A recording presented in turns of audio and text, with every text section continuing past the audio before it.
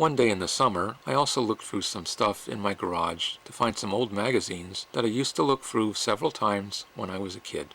Maybe I'll do a video on these magazines. In some cases I didn't need to search for them because I found out they were archived online. You can download PDFs of at least 2 of these issues. Here's a project in one of the magazines that might be of interest to some of the Logisim users. It's a circuit that uses a video game chip to play hockey, soccer, and tennis on your oscilloscope. This uses an analog oscilloscope, but today's digital oscilloscopes would probably also work as long as they have external sync and a Z-axis input. They also provide the PCB traces so you can etch your own board. Please subscribe, like, share, comment, etc. And if you click subscribe, click the bell to receive notifications of future videos.